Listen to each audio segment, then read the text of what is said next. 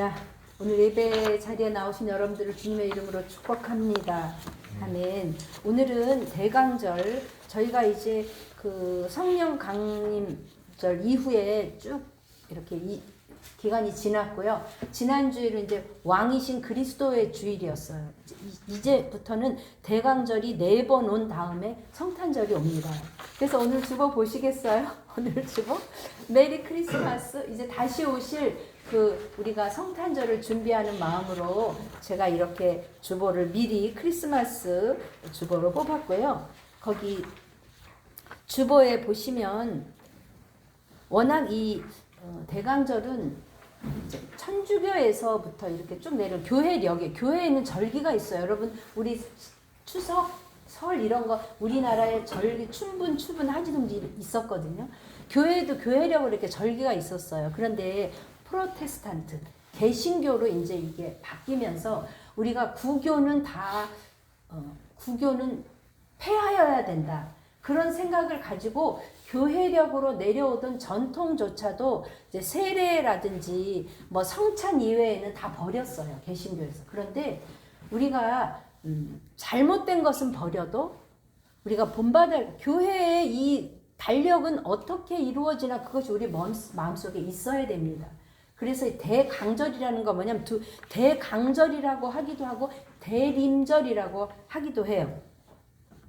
대강절은 어떤 의미냐? 다가온다, 도착한다.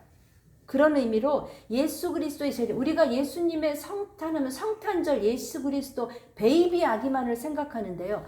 사실 그 예수님은 오신 예수님이잖아요. 그리고 그 오신 예수님은 뭐예요? 다시 오실 예수님이잖아요. 그러니까 우리가 성탄절을 그냥 상업적으로 그냥 뭐 팔기 위한 그런 크리스마스 선물로 그런 의미가 아니라 예수 그리스도의 오심, 그리고 그 초림의 예수 그리스도께서 어떻게 한다고? 다시 오신다. 재림. 우리가 그것을 준비하며 맞이하여야 할 줄 믿습니다. 그래서 우리는 4주 동안에 그리스도의 죽음과 고난을 우리가 묵상하면서 그 주님을 준비하는 마음을 가져야 됩니다. 그래서 예수 그리스도는 뭘로 오셨냐면 빛으로 오셨잖아요.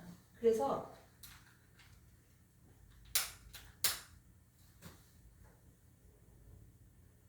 빛으로 오신 예수 그리스도를 우리가 기다리면서 첫 번째 초인 보라색 초를 킵니다. 아마 다음 주에는 또 다른 색깔이 점점 옅어지면서 빛으로 오실 주님을 우리가 기다리는 대강절 첫 번째 주일 예배를 하나님 앞에 올려드리겠습니다.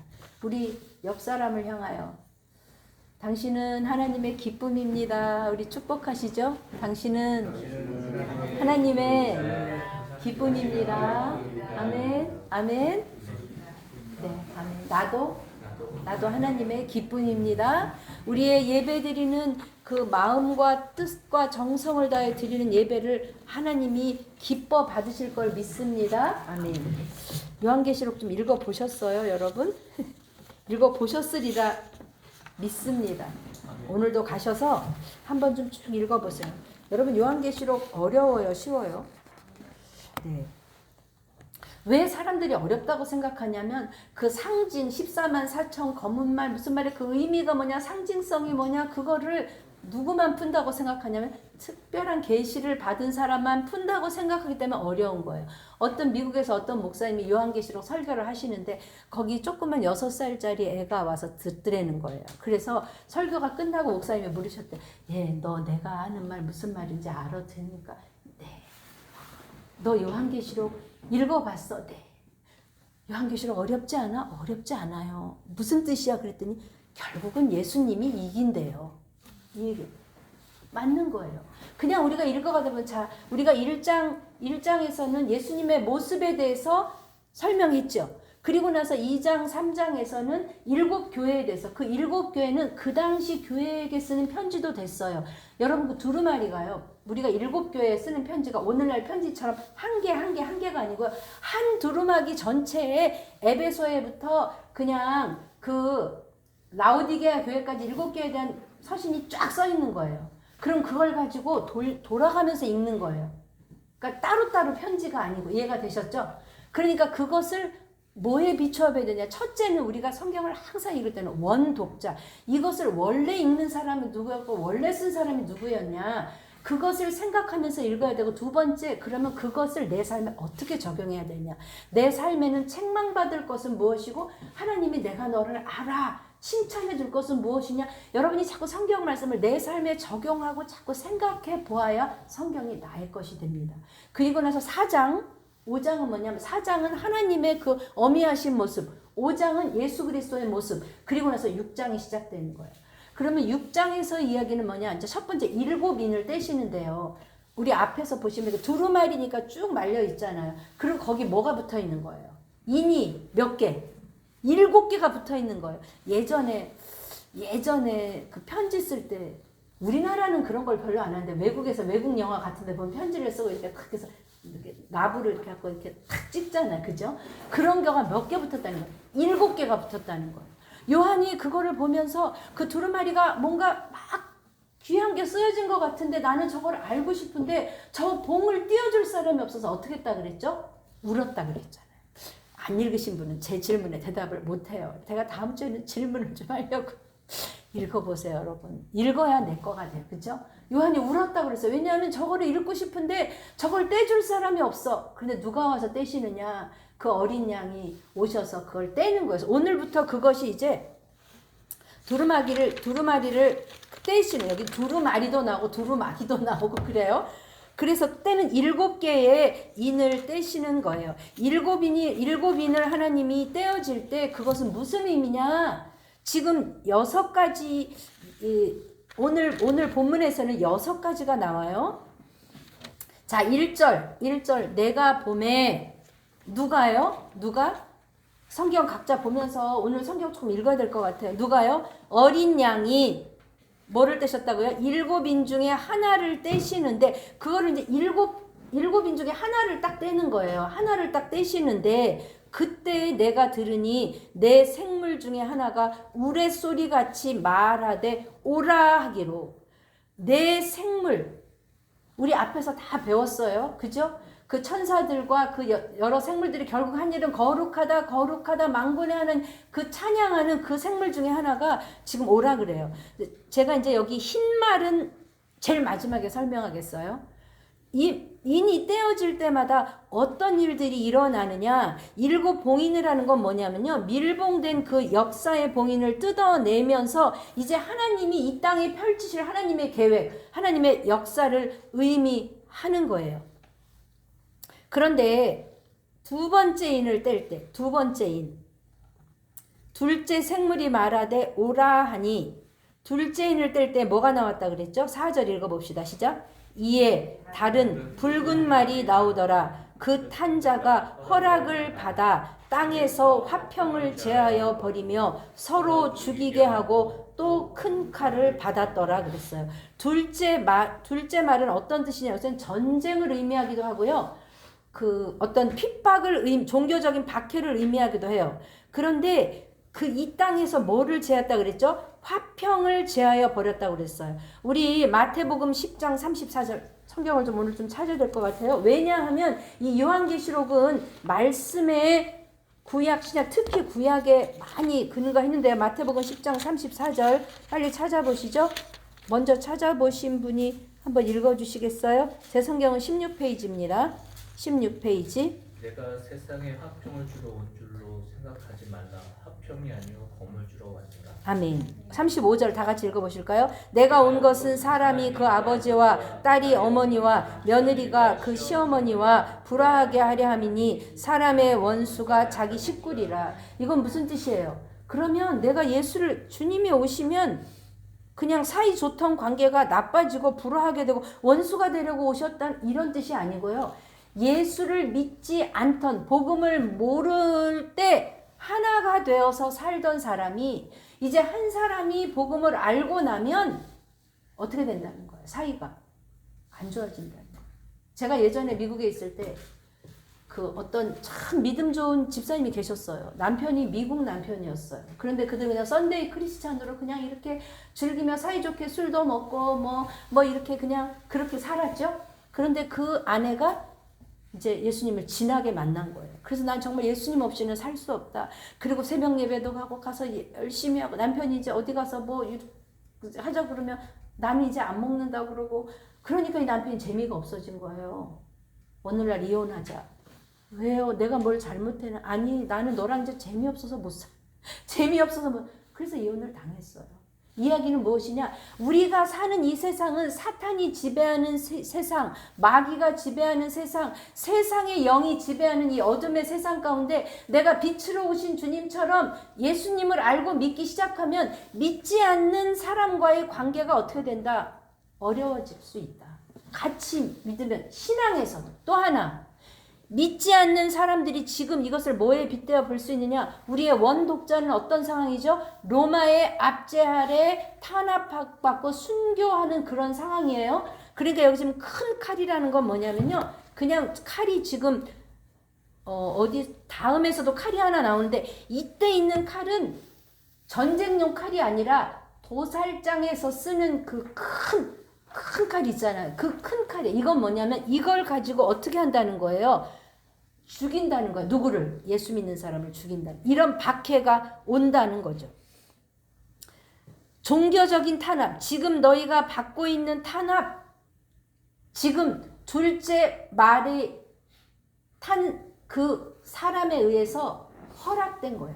그러니까 예수 믿는 사람들 이런 생각을 하잖아요. 그 당시 기독교인들이 나는 그냥 생명 다해서 예수님이 메시아라고 하니까 예수 그리스도를 믿었는데 그러면 모든 일이 잘 될 줄 알았는데 그 당시는 어떤 상황이라고 제가 여러 번 말씀드렸어요. 그 당시는 상인들이 길드라는 이 조합을 형성해서 물건을 사고 팔려고 해도 그 조합에 포함되어서 회원이 돼야 그걸 할 수 있어요. 그러면 그 사람들은 뭐하냐? 모여서 우상에게 제사 드리고 그 재물을 먹고 그 다음에 거기에 따른 그 우상을 섬기는 일을 해야지만이 되는 거예요. 그런데 내가 예수님을 믿은 다음에 그걸 할 수가 없는 거죠. 그러면 뭐가 돼요? 그 물건을 살 수도 없어요. 팔 수도 없어요. 경제적인 어려움이 와요. 그게 바로 박해가 온다는 거예요. 근데 그것을 누가 허락하셨다고요? 주님이 허락하셨다는 거예요. 여러분 이렇게 생각하시면 돼요. 지금 일곱인을 떼니까 일어나고가 아니고요. 예수님이 이 땅에 오셔서 초림하신 이후에 여러분 지금 얼마나 기간이 흘렀어요? 2000년이 흘렀죠. 근데 2000년이 지나도 예수님 아직 안 오시잖아요. 그런데 앞으로 나올 이 여섯인 일곱인 앞으로 이제 나팔 재앙 대접 세 가지 이제 재앙이 나와요. 처음 이제 인을 뗄 때의 재앙, 두 번째 나팔 불 때 재앙, 세 번째 대접이 쏟아질 때의 재앙. 이거는 점점 더 그 재앙의 그 강도가 강해지고 그 재앙 때문에 죽는 사람이 많아지는 그 점진적인 재앙이 점점 더 강해지는 거예요. 그거는 그때 일어난 게 아니고요. 이미 예수님이 초림하셔서 온 그때부터 일어나서 지금 계속되고 있는 거예요. 계속되고. 여러분 엊그제 눈 엄청 많이 왔죠. 그죠? 또 지금 제가 캐나다 가서 있을 때는요. 100년 만에 10월 달에 그 정도 10m를 온도가 올라간 거는 100년 만에 날씨라는 거예요. 그만큼 지금 지구가 몸살을 앓고 있어요. 이 모든 것이 뭐라고요? 주님의 재앙이 이미 시작됐다는 거예요. 그러니까 이 말을 이상하게 푸는 사람들은 지금 자기네가 아는 것, 은밀하게 아는 것처럼 이 말을 그런 상징적인 의미, 세대적인 의미에다 껴 맞춰가지고 예를 들어서 옛날에 911 사건 났을 때도 그때 이제 주님 곧 오신다. 이게 종말이다. 막 이렇게 얘기가 떠들썩한 적이 있어요. 근데 여러분 주님이 왜 이렇게 우리에게 종말이 온다, 곧 망할 거다 하면서 왜 이렇게 시간을 2000년이나 연장시키느냐? 주님의 마음은 딱 한 가지. 여러분 성경의 역사는 뭐의 역사죠? 구원의 역사예요.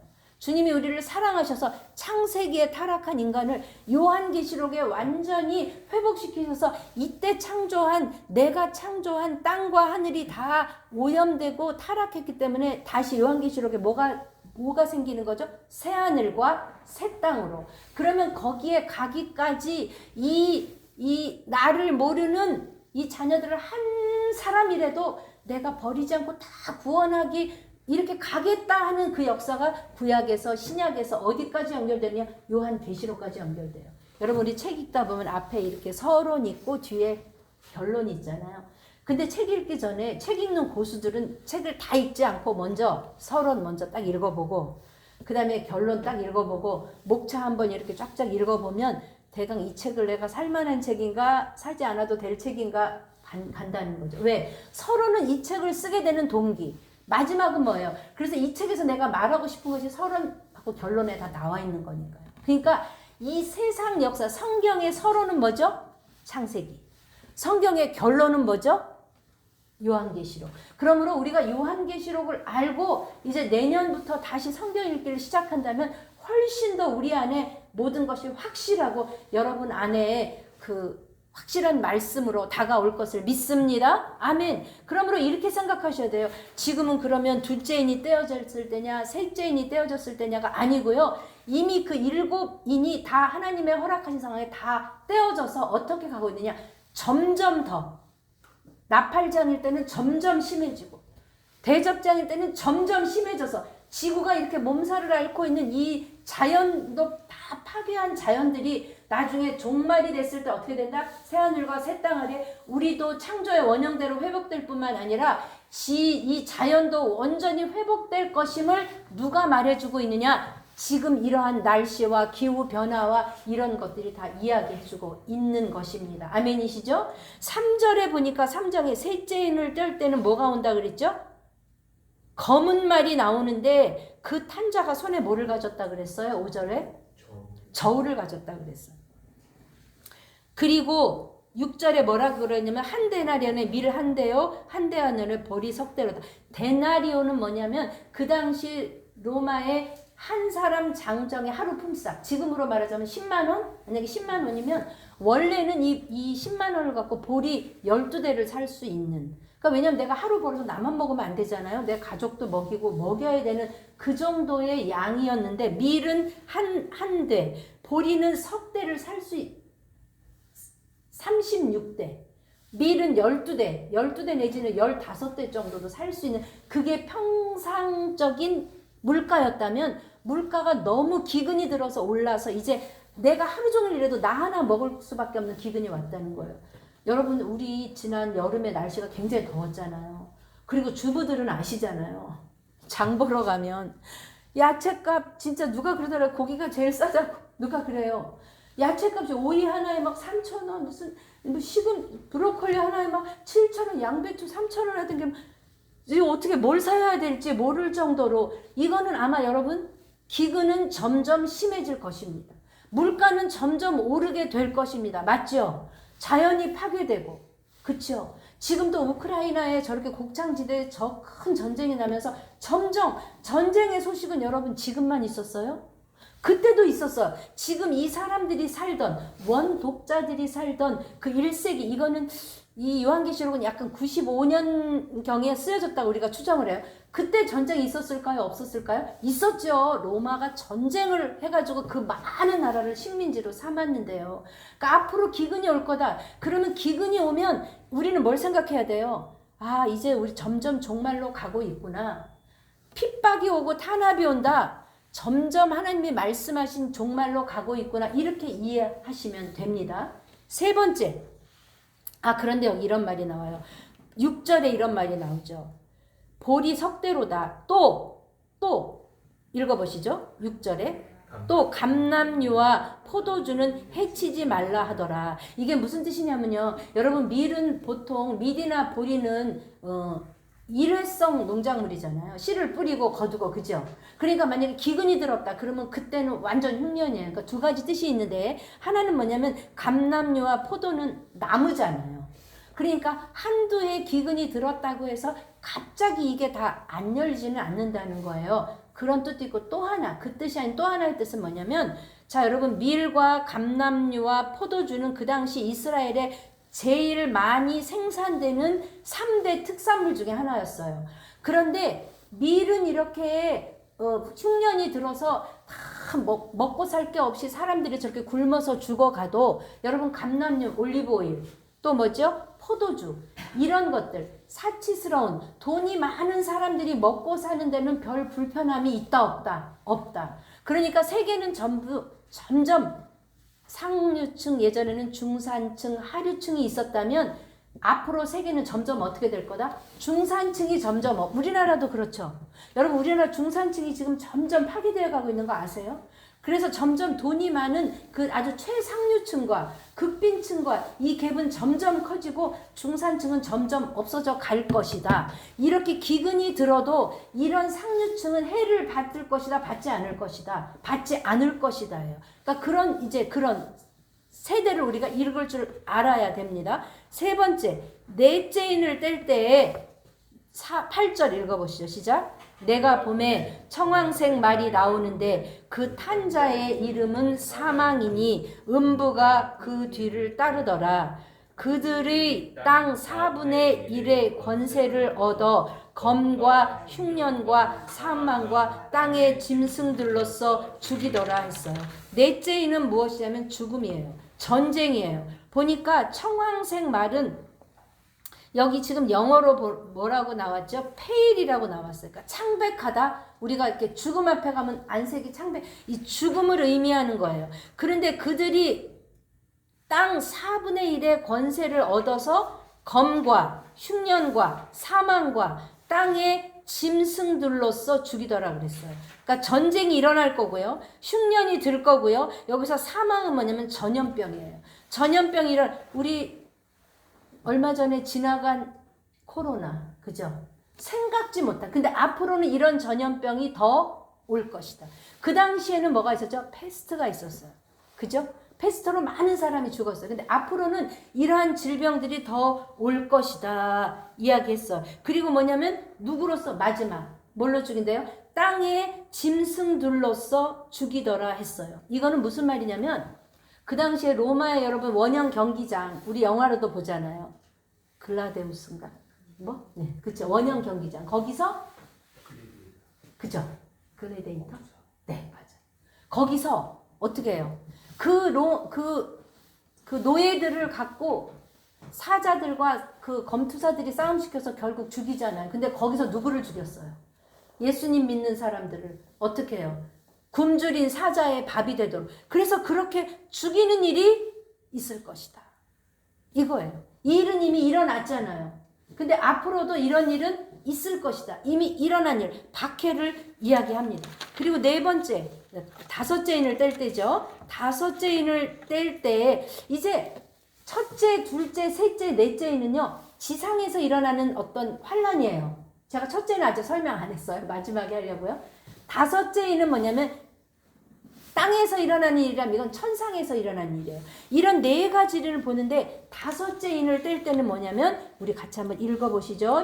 9절 10절 시작. 다섯째 인을 떼실 때에 내가 보니 하나님의 말씀과 그들이 가진 증거로 말미암아 죽임을 당한 영혼들이 제단 아래에 있어 큰 소리로 불러 이르되 거룩하고 참되신 대주제여 땅에 거하는 자들을 심판하여 우리 피를 갚아주지 아니하시기를 어느 때까지 하시려 하나이까 하니. 내가 이제 이거는 아까는 지상에서 일어나는 일인데 천상에서는 지금 어떤 일이 일어나냐 보니까 누가요? 순교자들이. 제가 말씀드렸어요. 7교회 설교할 때 그 당시에는 박해가 아직 그렇게 심하지 않을 때예요. 도미티아누스 황제가 나는 하나님이요 나는 신이다 나를 그렇게 불러 하면서 이제 박해가 시작되고 있는 거예요.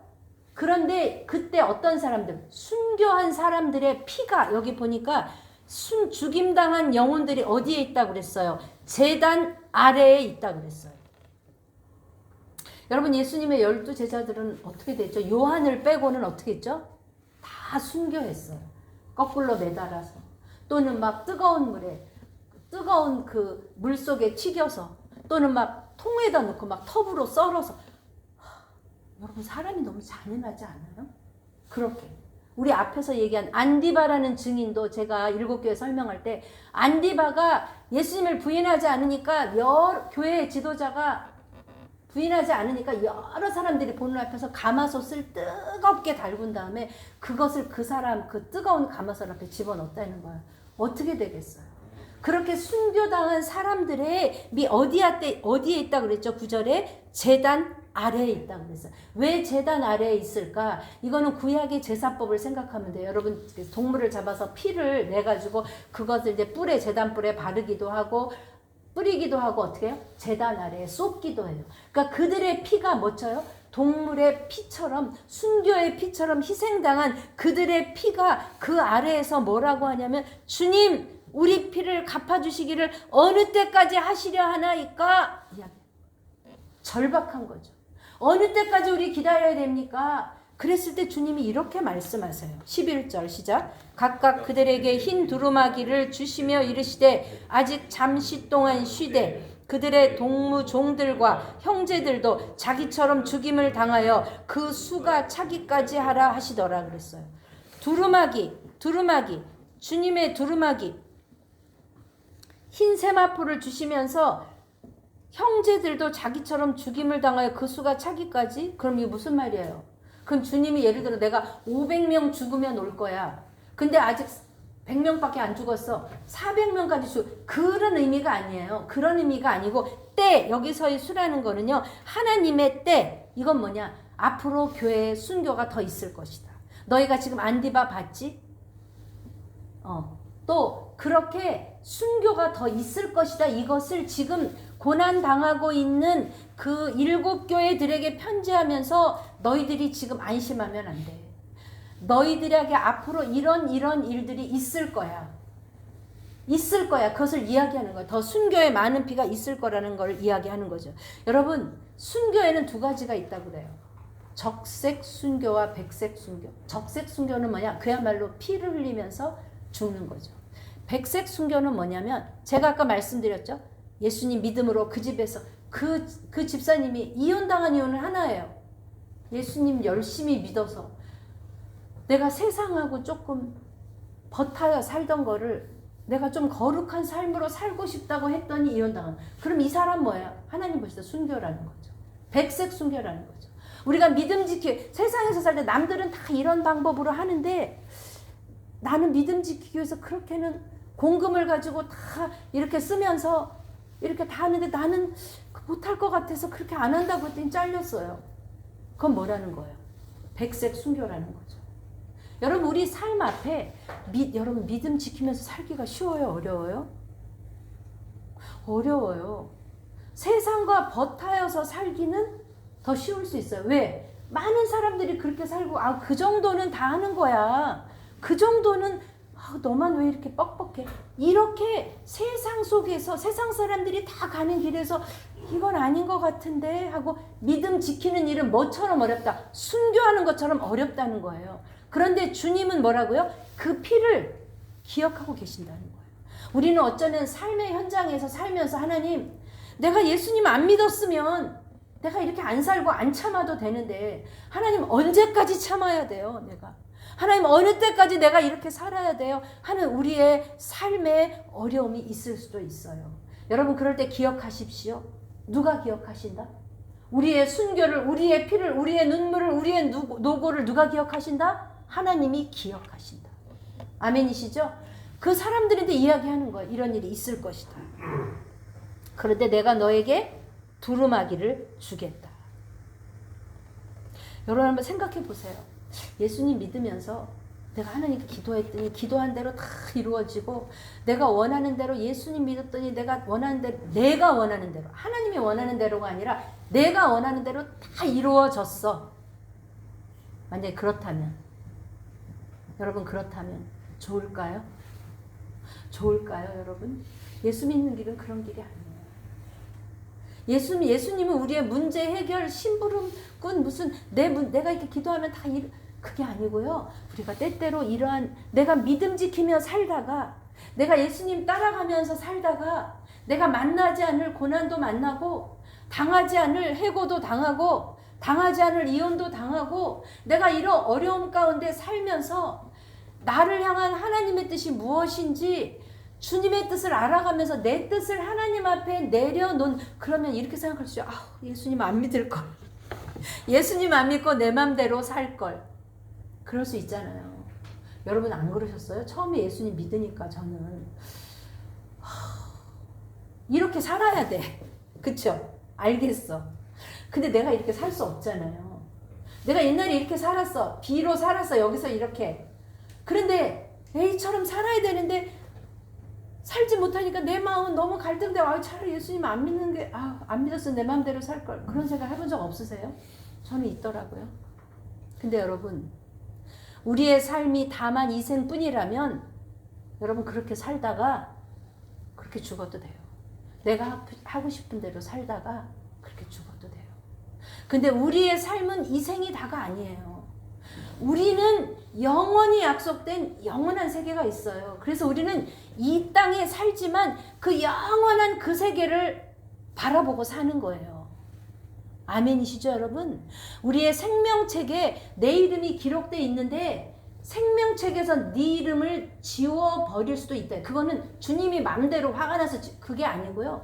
내가 주님을 끝까지 붙들고 가는 이 믿음이 살아있는 믿음, 내가 끝까지 붙들고 가야 내가 이 싸움에서 뭐 한다는 거예요? 승리한다는 거예요. 그래야 내가 주님이 약속하신 약속의 면류관을 받아쓰고 하나님의 자녀가 되는 거지. 내가 이 집의 자녀로 태어났지만 내 호적의 이름은 있지만 내가 나가서 내 마음대로 내 뜻대로 내가 주인 돼서 산다면 나는 이 집 자녀가 아닌 거예요. 그런 의미에서 때때로 우리 삶에 고난과 어려움이 올지라도 우리는 무엇이 힘이 되어야 되느냐? 하나님의 약속의 말씀, 하나님이 나를 기억하시고 나를 바라보시고 나와 함께 하신다는 그 약속의 말씀이 내 힘이 되어서 내가 오늘도 살아갈 수 있는 것이죠. 아멘이세요? 그래서 너희들은 그 수가 차기까지 더 박해가 올 거야. 그럴 때도 너희들은 낙심하지 마. 이것이 바로 7교회한테 주는 서신인 거죠. 그 다음에 6째 뭐가 있죠? 6째 읽어봅시다. 시작. 내가 보니 6째 인을 떼실 때에 12절 시작. 큰 지진이 나며 해가 검은 털로 짠 상복같이 검어지고 달은 온통 피같이 되며 하늘의 별들이 무화과 나무가 대풍에 흔들려 설익은 열매가 떨어지는 것 같이 땅에 떨어지며 하늘은 두루마리가 말리는 것 같이 떠나가고 각 산과 섬이 제 자리에서 옮겨짐에 그랬어요. 여러분 지진의 소식 있지요? 난리와 난리의 소식 있지요? 그 다음에 해가 검어지고 달이 피같이 되면 예전에 그 뭐 풀문 또 뭐 그런 일식 이런 현상들이 오면 그 지구의 종말이 온다고 했어요. 그러므로 그런 것들은 점점 더 심해질 것이다 하면서 15절에 이렇게 이야기합니다. 같이 읽어봅시다. 땅의 임금들과 왕족들과 장군들과 부자들과 강한 자들과 모든 종과 자유인이 굴과 산들의 바위 틈에 숨어 그랬어. 그런 재난이 오면 아까 만난 재난은 뭐죠? 잠깐 기근이 왔을 때 감람류와 포도주를 가진 사람은 잠깐은 면했어요.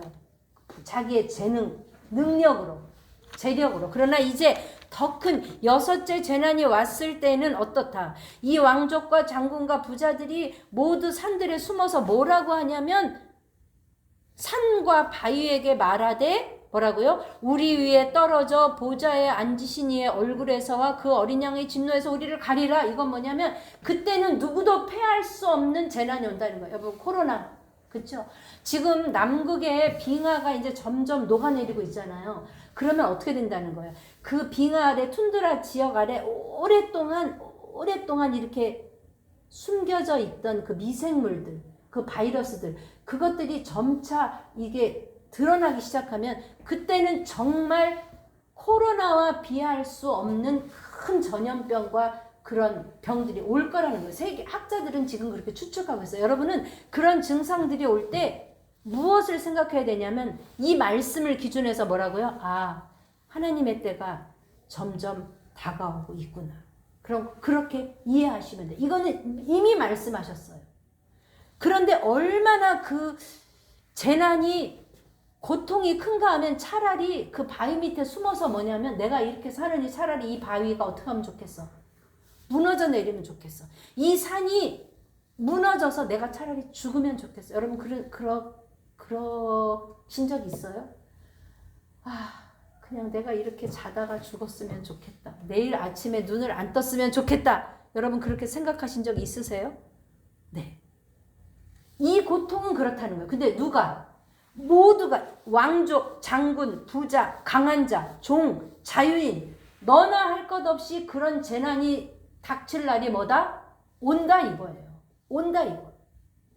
그래서 차라리 주님의 그 진노와 어린 양의 진노를 내가 가리고 죽었으면 좋겠다. 그러면서 그들은 이야기해. 17절 읽어봅시다. 시작. 그들의 진노의 큰 날이 이르렀으니 누가 능히 서리요 했어요.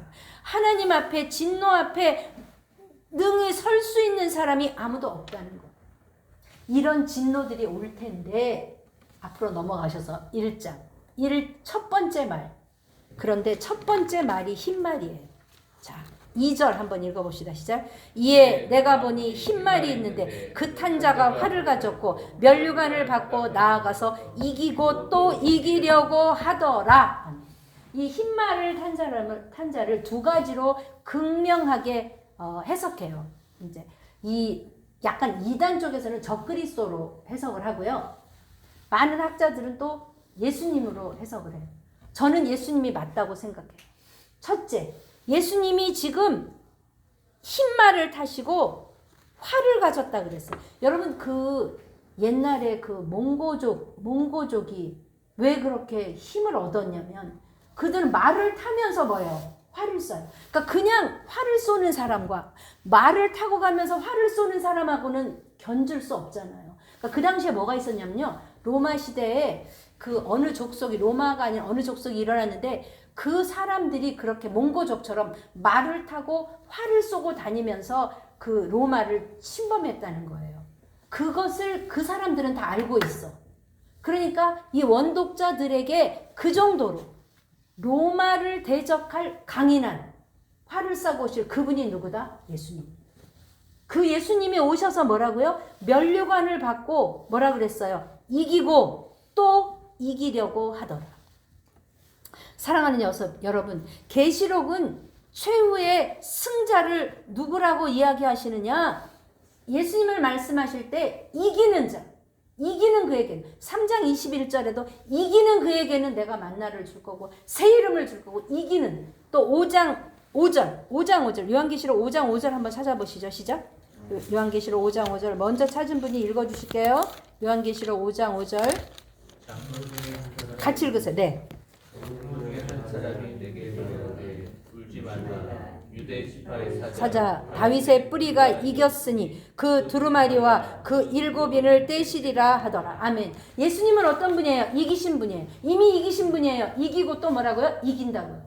그러니까 너희들이 사는 동안에 이런 재난, 이제 다음에 가면 나팔재앙은 더 심하고 대접재앙은 더 심하고 다 망한 것 같고 다 소망이 없는 것 같이 보이지만 뭐라고요? 그분이 이기셨다.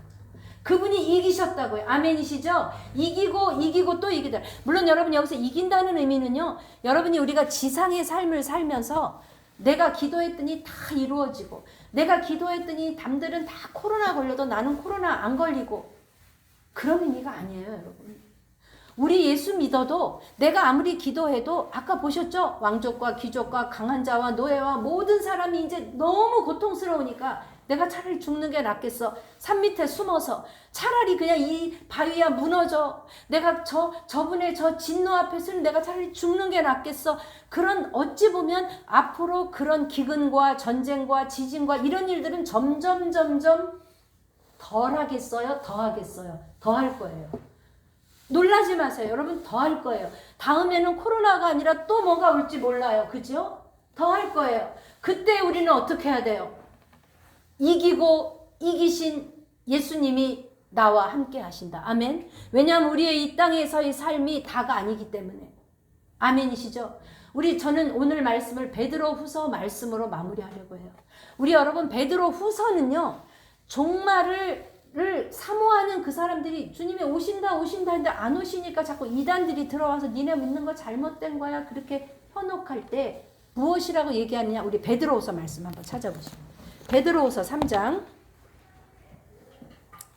베드로후서 3장입니다. 네. 베드로후서 3장 9절부터 8절부터 읽으시죠. 제 성경은 387페이지 오늘의 결론입니다. 시작. 사랑하는 자들아, 주께는 하루가 1000년 같고 1000년이 하루 같다는 이 한 가지를 잊지 말라. 주의 약속은 어떤 이들이 더디다고 생각하는 것 같이 더딘 것이 아니라 오직 주께서는 너희를 대하여 오래 참으사 아무도 멸망하지 않고 다 회개하기에 이르기를 원하시느니라. 그러나 주의 날이 도둑같이 오리니 그날에는 하늘에 큰 소리로 떠나가고 물질이 뜨거운 불에 풀어지고 땅과 그 중에 있는 모든 일이 드러나리로다. 이 모든 것이 이렇게 풀어지리니 너희가 어떠한 사람이 되어야 마땅하냐? 거룩한 행실과 경건함으로 하나님의 날이 이르기를 바라보고 간절히 사모하라. 그날에 하늘이 불에 타서 풀어지고 물질이 뜨거운 불에 녹아지려니와 우리는 그의 약속대로 의가 있는 곳인 새 하늘과 새 땅을 바라보도다. 아멘. 아멘. 그날이 도둑같이 올 텐데 우리는 그럼 어떻게 준비해야 돼요? 무엇을 준비해야 돼요? 하고 베드로 그 당시 초대교회 교인들이 물었을 때 베드로가 딱 한마디로 이야기해요. 너희가 종말이 온다고 땅이 풀어지고 그냥 온 인류가 멸망의 길로 간다고 해도 너희들은 할 게 없어. 너희들은 뭐라고요? 거룩한 행실과 11절에 경건함으로 하나님의 날이 임하기를 바라보고 간절히 사모함으로 그냥 하나님의 약속을 붙들고 먼저요. 하나님이 허락하신 이 하루를 내가 믿음으로 살아내는 거예요. 그거밖에 없는 거예요. 여러분 내일 지구에 종말이 온다고 하면 여러분 어떡하겠어요? 그죠? 그래도 나는 사과나무 하나를 심겠다. 내게 맡겨진 일, 그 종말은 지금 온다고 하면서 2000년을 지나가고 있지만 여러분이 시대를 분별하는 눈이 있으면 우리는 점점 더 그 종말의 시대로 가고 있어요. 근데 여러분 그거는 두려움이 아니에요. 그것을 모르는, 주님을 모르는 자들은 이렇게 산에 숨어서 망하기를 기다리지만 우리는 뭐예요? 그 주님이 오기를 우리는 기대하며 사모하며 이 하루를 살아가는 거예요. 여러분 지구의 멸망이 오기 전에 주님의 재림이 오기 전에 우리는 두 가지예요. 내 개인의 종말이 올 수 있어. 내가 오늘이라도 하나님이 내 호흡을 끊으시면 뭐예요? 내 이 땅에서의 삶은 다 하는 거예요. 그죠? 그랬을 때 나는 하나님 앞에 어떤 모습으로 설 것인가? 어찌 보면 지구에 그 어려움이 오기 전에 가는 사람은 행복한 사람일 수 있어요. 근데 여러분 여기 왜 하나님이 남겨두신 줄 아세요? 아직 할 일이 있어서 그래요. 우리에게 사명이 있어서 그래요. 그래서 우리는 베드로후서 말씀처럼 그날을 사모하면서, 물론 무섭죠. 기근이 오고 지금 하나하나 전쟁의 소문과 그 자연계의 파괴와 그런 것들을 뉴스를 들으면 우리는 어때요? 두렵죠. 한숨도 나오죠. 이 나라를 봐도 그렇죠. 그럼 우리가 할 일은 뭐냐? 여러분이 할 일은 뭐냐? 각자의 자리에서 주님 오실 그날을 기다리며 사모하며 뭐예요? 기름 등불들 준비한 다섯 처녀처럼, 슬기로운 다섯 처녀처럼 주님 오실 그날에 나는 어떤 모습일까? 오늘 밤에 주님이 오신다면 나는 주님을 어떻게 맞을까? 꼭 어디 가서 순교하고 꼭 어디 가서 선교, 그건 또 그분의 부르심이에요. 여러분 선교지 어디예요? 가정이에요. 거기서 백색 순교를 하셔야 해요. 아내는 남편을 위해서 죽고, 남편은 아내를 위해서 죽고, 부모는 자녀를 위해서 죽고, 자녀는 부모를 위해서 죽고, 그죠?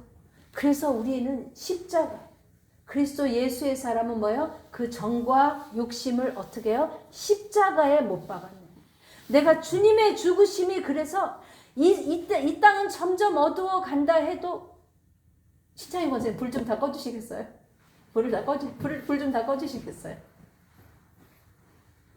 네, 그냥 불 다 꺼주세요. 네. 네.